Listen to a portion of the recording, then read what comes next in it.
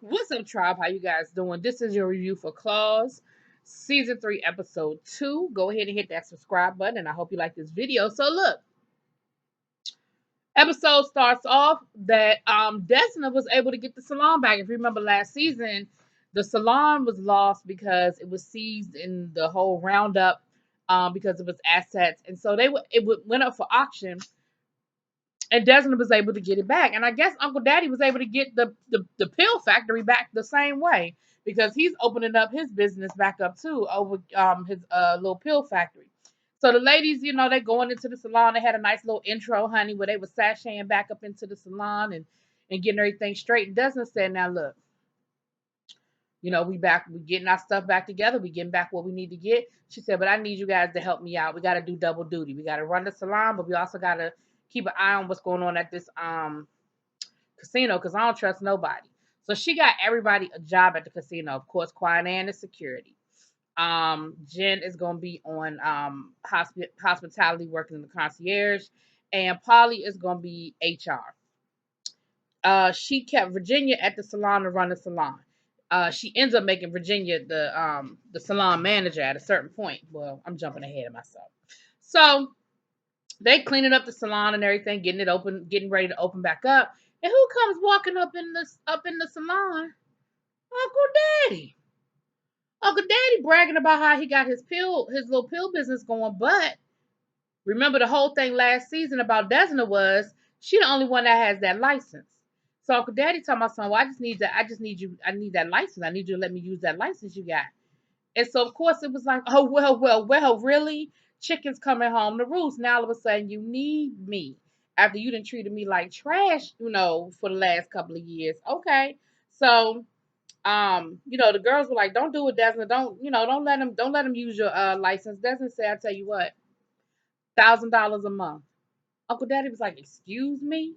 She said, "I tell you what, now it's 30 and now it's $3,000 um for the back talk." She said, "And if you want me to launder your money, it's gonna be $3,500 a month." I said, "I know that's right, Desmond. You better give it to him." And of course, Uncle Daddy agrees because what are he gonna do? Say no?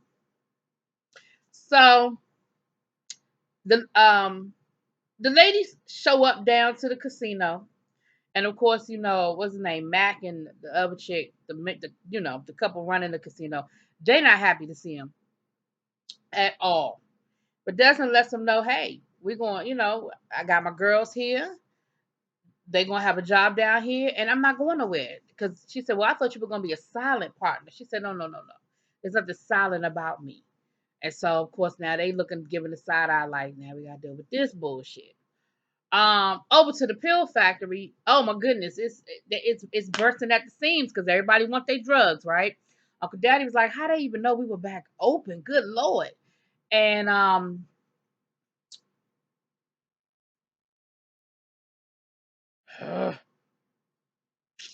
yeah, I know I'm trying to do better with these names. I can see their faces. Hold on, let me get the name. Hold on. Dr. Ken and Jen's husband. Shit. They're in the back talking, and Dr. Ken is letting them know, "Look, I'm trying to get Polly back. I'm trying to let her know I want to be with her and all of that." And he's like, "Look, absence make the heart grow fonder. You gotta stop sweating her so hard. You done texted her 10 times and she ain't responded. You gotta chill out." So Uncle Daddy comes rolling in and he like, "Oh, you want your job back?" And he was like, "Well, Tampa was a little bit of a bust. Didn't work out. And until I get back on my feet, maybe I could do some things around here." So Uncle Daddy was like, "I tell you what, why don't you provide a little therapy for the pill heads, and then we can build Medicaid twice. And so they're gonna have therapy, and he's gonna provide it because he wrote a book and everything, right? Right." So back down to the casino. Quiet Ann done observed now what they decided that they were going to keep Desna busy. The Mac and his wife decided they were going to keep Desna and the girls busy by giving them a bunch of little, like, little menial tasks, and the little, they said they have no idea how to run a casino. They don't have any idea how much stuff is going on around here. So we'll keep them busy with all this bullshit so that we can keep them out of our real business. But of course, Quiet Ann and Pete, that it's some folks in there that don't look look like they supposed to be there. She said funny looking Mormons to be exact. Desna's in her office. Um, the assistant manager, Mackinon's assistant manager, is showing her around and everything, and showing her where everything is. And he showed her where the cameras and stuff were. So she was able to see the cameras. Now, while she got Ann telling her, you need to peep what's going on down here with these Mormons and see what the dealio is, her phone is ringing. Virginia blowing her up, talking about something, you need to get to the salon, you need to get to the salon, you need to get to the salon. Old boy done left her hanging. He was like, well, good luck with all of that. And she's like, wait a minute, I wasn't done. We weren't done with the tour. So she's got all these fires going on that she's trying to put out. She goes down to the casino floor, and all of a sudden a fight breaks out. While the fight's breaking out, she still got Virginia calling her. Virginia done set off the alarm and don't know how to turn it off. The code was 1234. 1234. Virginia was forgetting to hit off. It was 1234 off. So Desna, it's a fight on the casino floor. Quiet ended up having to break the fight up. They having this Miss Muscle Florida contest at the casino. So the women that were fighting were like these big old muscular broads, you know. So Desna gets that taken care of. Then she runs down to the salon, and of course Dean is losing it because you know Dean don't do loud noises. Dean, you know, he's losing it. And Desna is like, "Are you serious right now? Like really? Like I told you the code was 1234. Oh, but you didn't tell me to hit off." So Desna's like, "Look, I don't have time for this. Like I don't have time to be." Like, I can't come back and forth for this type of shit. Like, this is the type of shit you should be able to handle. So, Jen rolls up, and as she's going walking to the salon, somebody calls her name. She turns around and look. Come to find out, it's her baby daddy. He just got out of jail. Remember, her daughter is black. Well, you know, half black. And she was like, what are you doing here? And he was like, you know, I want to see my daughter. And she was like, yeah, I'll call you. And she clearly is one and shocked to see him, and two ain't happy to see him. So, you know, she goes on into the salon and kind of leaves him hanging. And he got that look on his face, like, yeah, sure you gonna call me. Yeah, sure I'm gonna hear from you. So they're back in the salon now, all of them in the salon, and Desna's trying to calm Dean down. She's still trying to get Dean together. So Dean is like, Desna's like, excuse me, y'all. Desmond's like, well, Dean, you know, what do I need to do to help you calm down? He was like, you can help me get some revenge. He's still stuck on trying to figure out who shot Virginia. Because remember, he doesn't know that they think Clint did it and they took care of it. Desmond just told him it was handled. He still wants his own revenge. Well, Uncle Daddy's boyfriend is up in the salon trying to figure out what, you know, see what's going on and who's who and what's what. He hears this, honey, and he a little shook. The look on his face, he a little nervous about the fact that Dean is still after whoever hurt his beloved Virginia, as he says. So I was like, oh boy. Roland, Uncle Daddy still ain't cool. Uncle Daddy's trying to, he was like, you know, you got everything straight with Clint, with Clint. And Roland was like, yeah, we handled it, but me and you still ain't cool. He was like, until you let me know what happened to my parents, me and you still ain't cool. So later on, we see Uncle Daddy at the little food truck. Him and Virginia get to talking. Now remember, Virginia got the eye from the Reiki, you know, the little Reiki woman and everything. So she sort of kind of has these soothing skills, these like clairvoyant type skills. So she runs into Uncle Daddy, and she's like, "What's going on? What's really going on?" And he was like, "I'm okay." She was like, "No, no, you're not."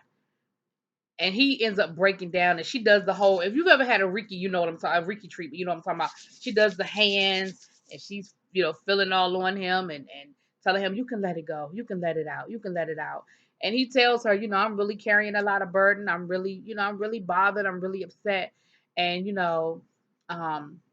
I got to make things right with my boy." Talking about with Rolla, I really got to make things right with my boy. So Desna wasn't able to figure out what was going on with these Mormons, but she was able to get a picture and send it to the accountant, the lady that they beat up last week. And so she met her down at the salon and was like, well, who's this dude? And she was like, look, that's one of the people that they end up laundering money for. I mean, that they're laundering money with. She said, I don't know the whole situation, but I know that there's an account named Trip, and there's a boatload of money in that account. Desmond was like, oh, and let me guess, they weren't gonna let me know anything about it. Of course not, Desmond. They don't want you to know shit from shit. They don't want you to know nothing from nothing. So back over to the salon, we see some of the contestants. Oh no, rewind before we get there. Y'all hear that thunder out there? It's storming like hell, y'all. But before we get there, Desna, they're at the salon, and Jen sort of breaks down about the baby daddy being back and her being, and again, here's Virginia with her whole clairvoyant. She was like, "What was you scared of, girl?" And at first, Virginia was like, "I ain't scared of nothing." I mean, Jen was like, "I ain't scared of nothing." And then she breaks down and it's like, basically, I'm afraid that I'm not enough. I'm not doing enough to give my black daughter the culture she needs. I'm not doing enough to give her the other side of her heritage, and she ends up breaking down or whatever. And the girls, they there to comfort her and stuff like that. So Uncle Daddy sets up a meeting with Roller, and he shows up. Uncle Dad, and of course Roller was like, I ain't trying to hear this. Like, what you want? What you want? So Roller ends up telling him the real story about what happened with his parents, or at least this version of the story. I don't know if it's the real story or not. But what we find out was that he was like, your father was a hell of a gangster, but he wasn't a good guy. Your father used to beat your mom. He said, and your mother came to me for help, many times. He said, but back then, you just let somebody handle their business the way they handle their business. Like how somebody chose to run their household was their business. It wasn't my place to get involved. It wasn't my place to insert myself. And so I didn't. And then the day that your mother died, she actually took you boys and came to my house and asked me to help her. And I sent her back home. And your father ended up beating her to death. And I was so upset and so guilty by that. I killed your father. And of course, Roller was like, that ain't true. That ain't true. Here go the brother, y'all. Um, he told me something. It is true. I remember Roller. Daddy used to ask me to hold his teeth while he beat mommy with the VCR. I know that was, honey, that thing cracked me up. I'm like, what? First of all, why your daddy didn't have no teeth? Second of all, why you gotta take your teeth out to beat somebody? And third of all, who beating somebody with a VCR? Like that whole scene was just, and I know it wasn't supposed to be. Well, I mean, of course it was supposed to be funny, but honey, that thing, I was like, what? It didn't even make no sense, but it was funny. Anyway, but Roller was like, he was like, you were a coward. Like he still, I mean, Uncle Daddy can't win because Uncle Daddy still was just like, I mean, Roller was still like, you dead to me. Like at the end of the day, you killed my father. You didn't protect my mother, and so you dead to me. So of course, Uncle Daddy was like, well, damn, like I told you the truth, and that still ain't good enough. So Polly is letting Desna know, um, that she done peeped some things in the casino. She kind of letting her know what she's picking up while she doing her snooping, or whatever. And what they found, so while they're sitting there talking, Desmond's kind of letting Polly know what's going on and about the whole Mormons and like, look, we really got to figure out what they're doing here. Roller rolls up, and like Desmond, I really need to talk to you. And Roller's trying to like, get some. And Desmond was like, look, I ain't got time for this right now, Roller. I got too much going on. He was like, no, I need you right now. Like, I need you. And so she reverted back to the old Desna Roller where remember he used to like her to choke him and all that other stuff. She was like, you need me to put my arms around you? He was like, no, no. And then he proceeded to like really come at her like a normal person would come at somebody. And they have sex. So down at the front desk while they up there doing that, Jen is at the concierge desk with old girl. Um, And this, real muscular black girl rolls up telling my son, I need the clam suite. I was promised the clam suite. And there is clearly some misunderstanding. And so she tried to tell her she couldn't get it at first. And she was like, oh, for real? Do I need to let Trip know that I'm not happy at your casino? So, of course, Jen is like, Trip? Who the hell is Trip? So she immediately was like, oh, there must be some sort of clerical error. let me get you to your suite. So Jen calls Desna and is like, look, we need to figure out who the hell Trip is because whoever Trip is got them shook. So now they on now they got a little something. They got a little bit of smoke. Now they got to find the fire. They know there's something going on with somebody by the name of Trip. Polly meets up with Dr. Cannon. Poor thing, she breaks up with him. She, Polly went into her whole I'm gonna pretend like I'm somebody else mode, but she finally came out of it and was like, Ken, I just don't love you anymore. Like I can't do this. I just can't do this with you anymore. Um Desna and Jen end up rolling up on old girl, Miss Muscle, and find out they overhear her on the phone with Trip, telling Trip she's pregnant. So they end up introducing themselves and everything. And she thinks that Desna, because Desna introduced herself as a co-owner of the casino. So she thinks Desna is in on everything. So she tells Desna, look, after she gets off the phone, she was like, he think he could just get me knocked up and then just treat me like shit. And they were like, ooh, who? She was like, I tell you what, you tell your partners that me winning this contest isn't enough. I want $500,000. And Desna was like, oh shit, oh, okay.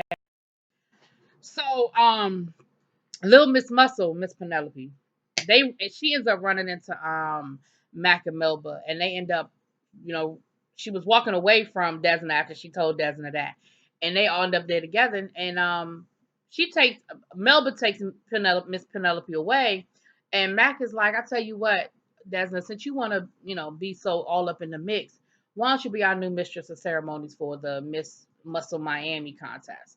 So Desna's like, okay, like of course that's not what she really want to get into, but okay. Then we see Jen with her daughter at the store, and her daughter was like, "There are no black dolls here."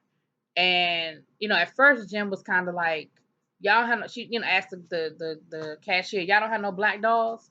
And um, the cashier was like, "We don't have any black dolls, but we got black socks, black this, black that, black that."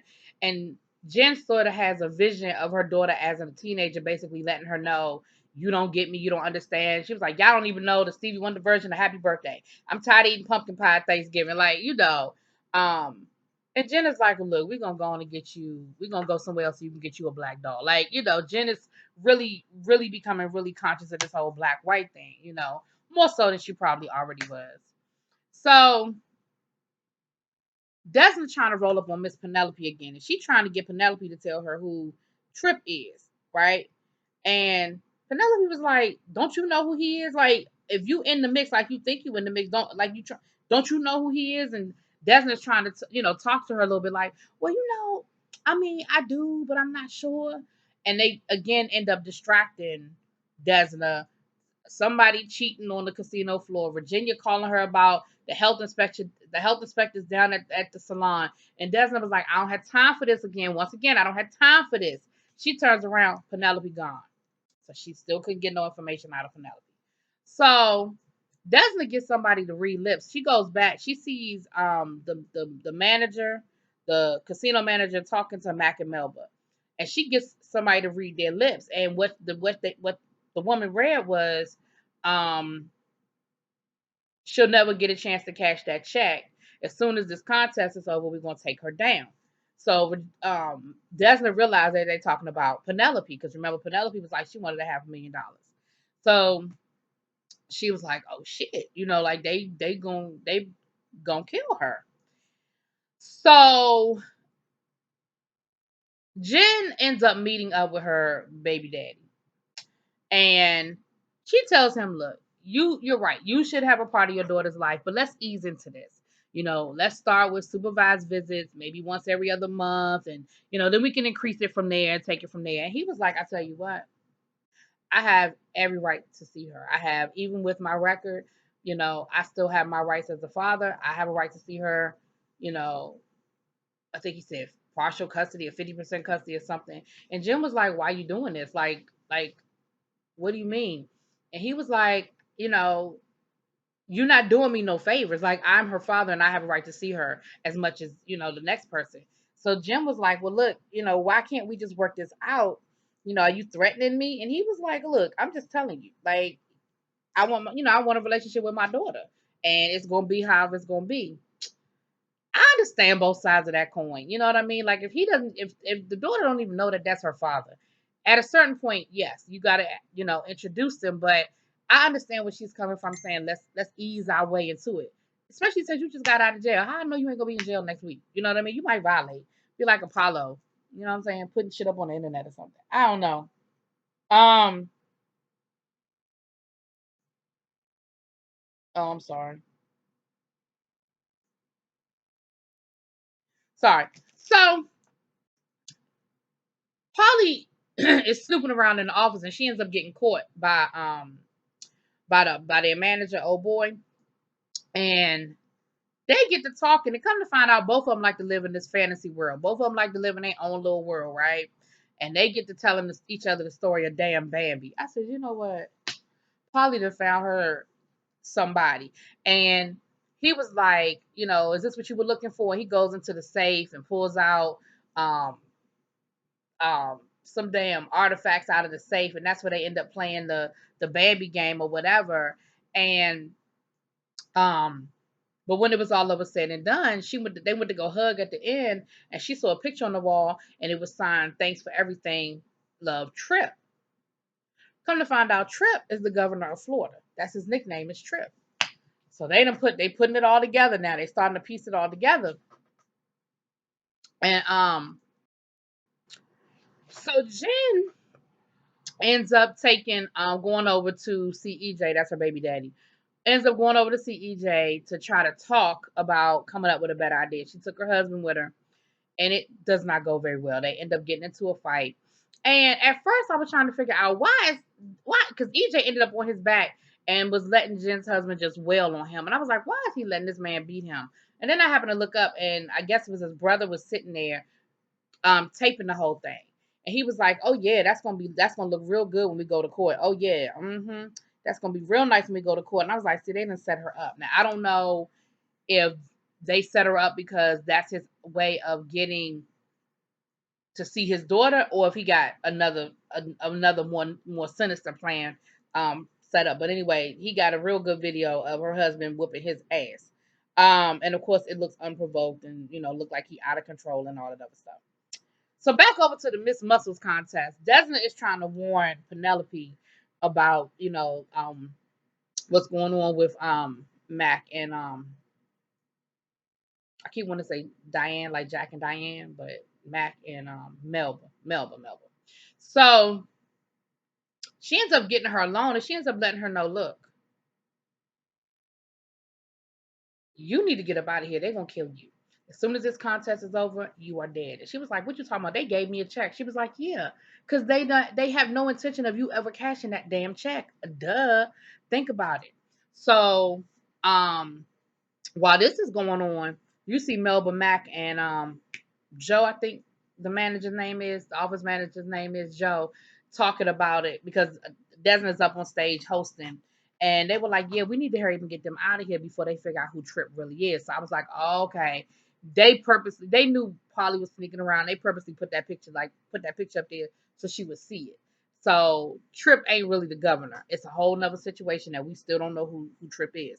You knew it was too easy. It was too early in the season for them to figure out that much information, honey. So when it was over with, of course, Miss Penelope won because she was supposed to win. It was set up, but when they called her name, she didn't come out on stage. And of course, Desmond played shocked, like, "Well, where is she? What's going on? Why she not here? What? What? Well, let's take a 5 minute, intermission so we can go figure out where she is. Like, what's going on?" Well, come to find out, Quiet Ann got her out of town, took her down to her aunt's house. Right? They thought everything was everything. They thought everything was all good. We'll get back to that. Uncle Daddy, of course, he's had his spiritual awakening, and he's having a meeting at the clinic, and he's telling them at the clinic, look, we are no longer in the business of pushing pills. We are in the business of rehabilitation. We are only going to give pills to people who are really sick. So, of course, Dr. Ken and his crew are like, do what? He said, yeah, thanks to my angel over here talking about Virginia, I've had an awakening. I've had an epiphany, and this is what we're going to do. We're going to rehabilitate people. We're going to save Florida. And they were just like, so we're not in the drug business anymore. Only for people who really need it. I said, okay, we'll see how long that lasts. So Miss Desna thinks she on top of the world, y'all. She thinks she done got it figured out. She walking through the casino. She's lighting up cigars with her feet up on the desk, honey. Cause she thinks she done outsmarted Mac and Mel, but she done got Penelope out of town. She know who Trip is. And takes Penelope to her aunt's house. So of course everybody thinks everything is everything. Miss Penelope comes up out of there, and Roller professes love to Desna. Desna was like, "Prove it. We'll get back to them." I'm sure that's gonna be going on the whole season too. Miss Penelope comes out the shower like, "Auntie, thank you so much." Stop short. Who's sitting in the kitchen? Joe. He was like, Auntie not here right now. Well, let's talk. She takes off running. He goes after her with a knife. Next thing you know, she laying on the floor with blood coming up out the back of her head. And that's that. So Penelope is dead. Okay? So that whole plan to get her out of town didn't work. They found her. And I'm sure that they suspect Desna being a part of the whole kit and caboodle. So that was pretty much how everything went down. This was real long, y'all. I'm sorry. I didn't mean for this to be that long. Lord, I've been talking that long. Oh. Anyway, let me know what y'all think. Drop it in the comments, please.